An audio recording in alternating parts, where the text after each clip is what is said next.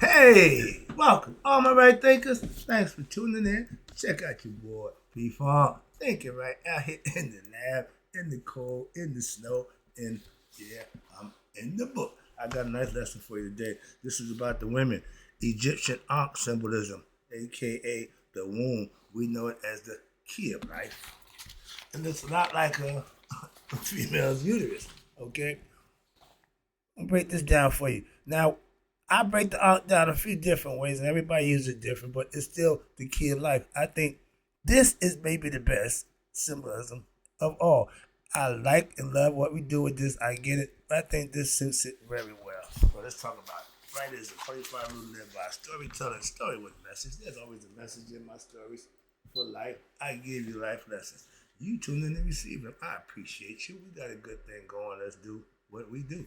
Right thinking mission is to enlighten, inspire, educate, and motivate you, the individual, to a higher spiritual level of enlightenment.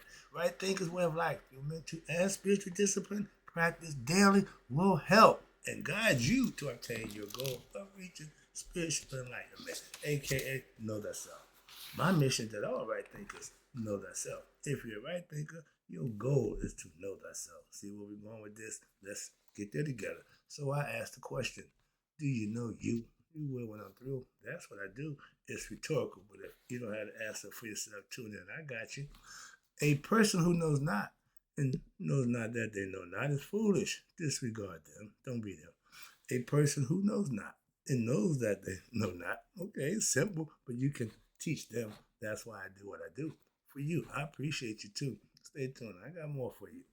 A person who knows not and believe and think that they know is dangerous. Avoid them. I do.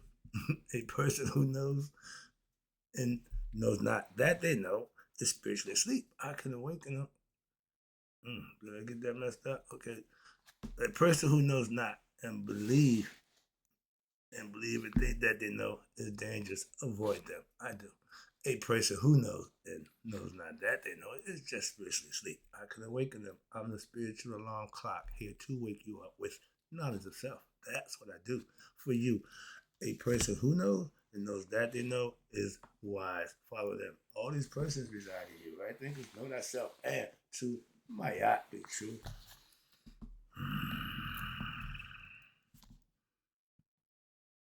Right thinkers. Let's talk about P Funk's philosophy. We're gonna talk about the Ankh.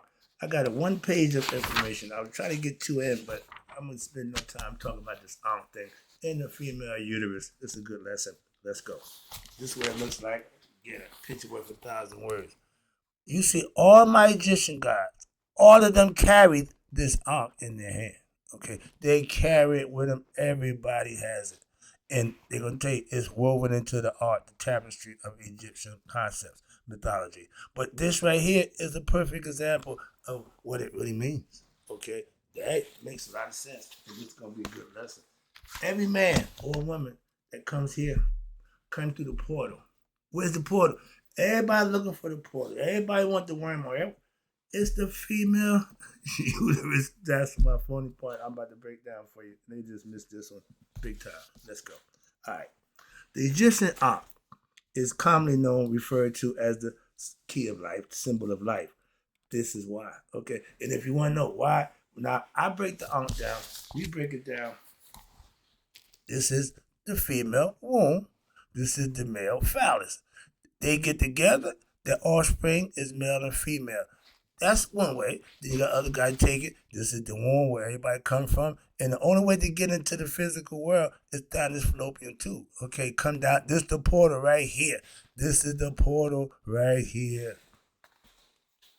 It ain't literal. And all my teaching, and all the esoteric teaching, we tell you, don't take it literal. It's all symbolical. So you got to see the symbolism in there. Now, I'm going to tell you, this is a stretch. This is my next lesson, but I want this is a stretch. When you want to compare the uterus with the bull, you see the similarity. You see how they, you know what I'm saying? You got to be able to see the similarity between what they're trying to show you. Symbolism. It's all based on.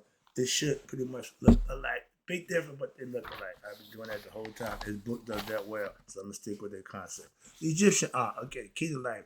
It is prominently featured, carried in almost every piece of Egyptian artwork that you see. Everybody has an ankh in their hand, okay? And this ancient symbol embodies the essence of life. That's why. That thing right there, the uterus, you don't come to that, you ain't making it here, okay? That's the portal. God damn it, y'all sci-fi freaks looking for some apparatus so you can legally stop with that. This might help you out. Watch this. Listen to this. Now, it's largely because it represents the female, the feminine womb and her uterus in the central to women reproduction organ. Again, that's the way we got to come here as humans. And it's through women, fellas. Get over the ego nonsense. It's through women and only through women. That rib nonsense, knock it off. Okay?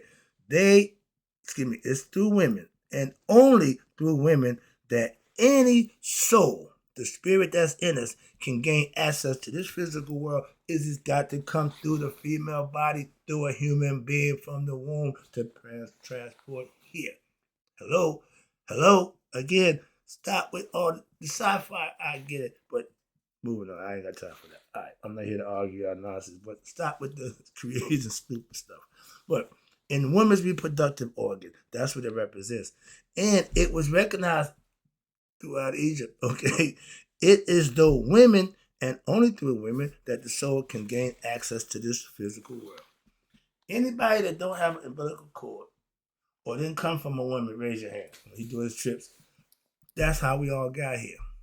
Moving on. It's simple fact. Again, I don't teach to argue or debate. I teach to give information, enlighten. Now, to get to the physical world, you got to come through the woman's uterus, okay? In the womb. That's where you're created at, in her womb. Come on now. And thus obtaining life in this realm. That's how we all get here. You got to have a father who put the sperm in the ovary to fertilize the egg, and that creates human life. Now, y'all talking about you make a soul contract. You ain't signed a damn thing. When that egg hit that thing, you got life. Now, what happens after that is on it. Why? Because it's going to create its own self and grow and become in 9 months. It's coming to the world. Okay? Some come a little sooner, premature. Some come unhealthy because the mother didn't do the thing, whatever, or disease, however it happened. But that's the way everybody gets here. We all have an umbilical cord. Find somebody without that, and you'll find a person who didn't come through the womb. Okay? Aliens. They have no umbilical cords. All right. But again, where we at? Okay, the womb is a profound, this remarkable, okay, this remarkable portal, where is it? Within women. It's not literal. It's literally inside a woman. Yeah, that's where it's literally at. But we try to literalize it and make it real. But embodying the incarnation of souls. The soul that didn't make it to heaven got to come into the womb to find a human body to exist in this realm. So they just hang around, I guess, with the hospital and just wait for a woman to come in pregnant. They're going to jump in. But they say the first thing that's in us is our pineal gland. Moving on. 49-day period, whatever it is. But they say the first thing we have is the pineal gland. And what's this?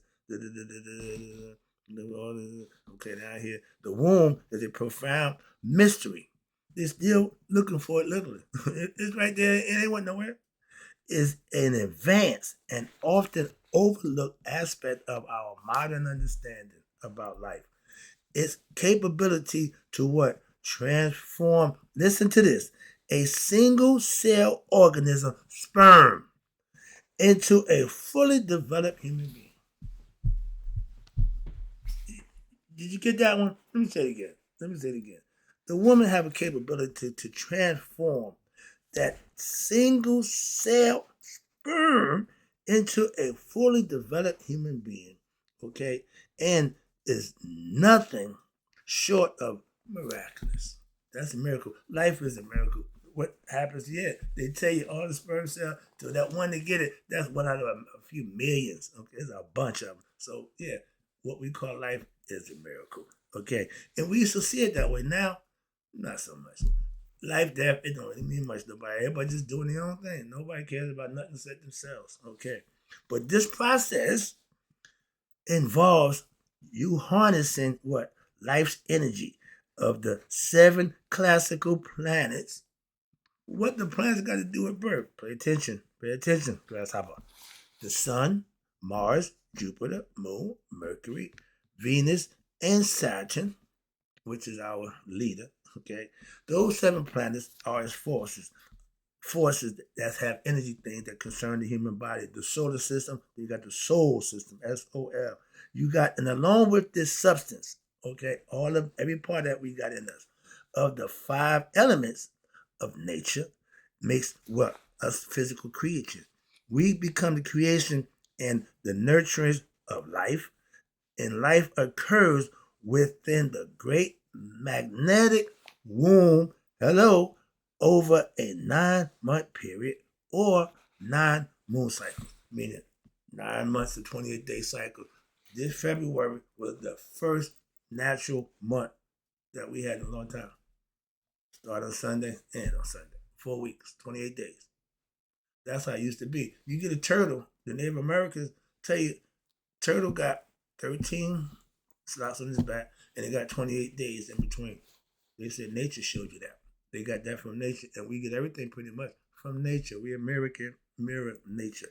And this is why you got the ox, you got the bull, you got the bird. We got all nature stuff that we can manifest and use it for our benefit and profit thereby by being better. And the creation, watch this. And this intricate and sacred process highlights what? The incredible power and the significance of what? Our female and the feminine principle of what? Continuity of life.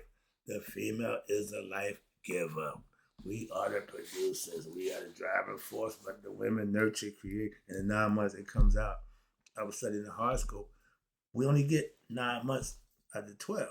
We need the other 3. We get that when we come into life, to the physical life. You figure the 3 out that you missed, you incorporate them, and then you have what they call mastery of the Mizrah. That's the zodiac. We need to study the zodiac. A lot of people don't do the zodiac. A lot of Christians, they think it's satanic. No, it's all symbolical education, knowledge that you can always use to what? Benefit and profit thereby with that knowledge. I do. I use it all the time. You see right here it says woman, and they spelled womb. Okay, they got womb man. So they took the MB off and just said womb man. And then you got feminine. Fema, we know is female. And 9 is the what? The last number and the highest number in the numerical order. And 9 is what? The number of what? Completion for life creation. Not a year. Everything's laid out for a reason and purpose. And I just told you, when you say the horoscope, you understand. Everybody gets that due. Everybody gets 2.5 days, 30 degrees of what? The sunshine in their own sign. That's all astrological, historical, horoscope stuff that nobody cares about. But the ones who study it, ones who practice it, they understand it, and it makes a lot of sense. Trust me. Pay attention. Numerology. All right. The woman, again, the woman should be held in high esteem. My mother, there's always say, who you love more, your mother or your father? I had more in common with my dad, but I gave more praise to my mom. Why? She didn't play that game. She did her thing, and that was what I respected about her. She stayed her. He is who he was, and he stayed him. I can't argue that. I say we are who we are, and they was opposites. That's a fact. So I can see how that could attract. I don't want a woman like me. I already know that. No. I'm George Burns. I need a Gracie version. Moving on. You're going to pay for that one. That's an inside joke, y'all. All right. But the woman, therefore, can be considered and should be considered the master builder for my Masonic brothers. This is for y'all. She is the master builder of Solomon's temple. What do you mean? She gave birth to you. She's the master builder. That's why we don't have a father. Why? The father is dead. That's Asar. Okay, that's the spirit. It was killed by his brother. Oh, excuse me, I'm getting into my philosophy. Get back over here. I'm about to take you down that road. All right, let's deal with my man stuff here. But he see the woman as the master builder. I've been telling all my Masonic brothers for years. Okay, I've been out of Masonic order now over 20 years, whatever. But the lessons I still learn. And I tell y'all, they got y'all looking for Solomon's Temple, right? They don't tell you till you get to the second degree. You are Solomon's Temple. Wouldn't that piss you off? I just did it. So yeah, that's the key. You're looking for something that inside you, and everything they say, all the ornaments, all the good stuff, no nail, no have. That all signifies what? Internal work. They didn't teach that. I learned that outside the Masonic order. So I went back. No, I ain't even going back trying to help y'all out. Why? I would disturb the harmony of the crab. I don't want to do that. All right, so I'll leave it be. Moving on. But Solomon's Temple is what? In contrast, Sol, S-O-L, it means sun in Latin. And Mon means moon. Symbolizing what? The harmonious balance. Harmony is taking two different things and making them work together. That's what Mayat represents. And you got two brains. They both different. They got to work together as one. It's all go back to it works in every area of life. And the fact of it was the truth don't change. Mayat feather ain't wavered yet. I stand on it. Trust me. But that harmonious balance in oneself, even the celestial forces work together in harmony. The Temple of Solomon that y'all all in search for is often interpreted, watch this, as the human body. But they don't tell you that until you get to the higher degrees and bring it to you. I call it the carrot chaser. That pissed me off. That didn't set well with me, I guess you can see that. That pissed me off, okay? Again, the human body, you are Solomon's Temple, is the sacred vessel where what? The divine presence, God resides in what? Solomon's Temple. That's you. Hello, Jesus Christ. Oh, you telling a bunch of secrets. I don't give a damn about y'all game plan nonsense. I'm telling you the truth. I know the facts. Why? I played that game too. Okay, and again, they don't tell you that until the end, way after they got all your money. They done reeled you in, they done suck you dry for all your money. Then they tell you, well, you know, you Solomon. You Solomon. Excuse me. Get personal again. Get out of there. Get back to the lesson. All right, but your body is the presence of the divine God, or that's where God resides, where in you, the temple. In other words, your mind, which is a reflection of the divine.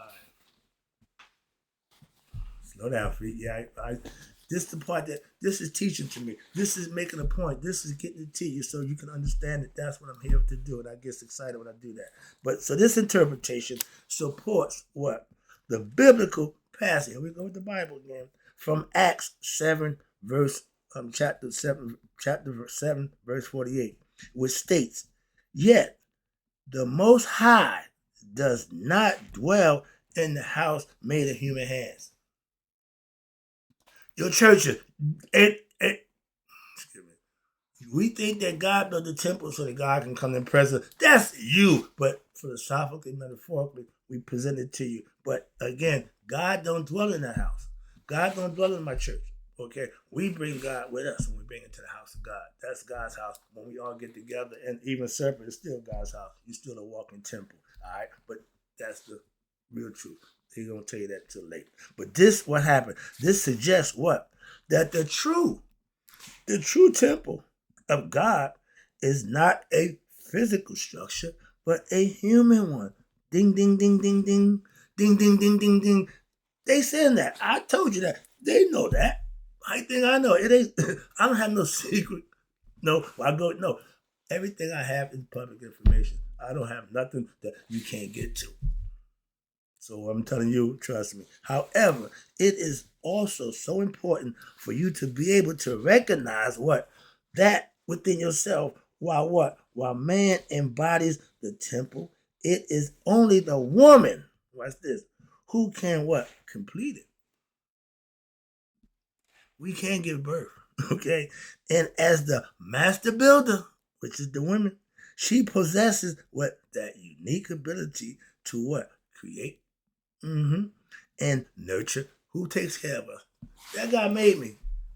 Mom's nurtured me. He raised me, taught me. Mom also did her job. That's why it's a package deal.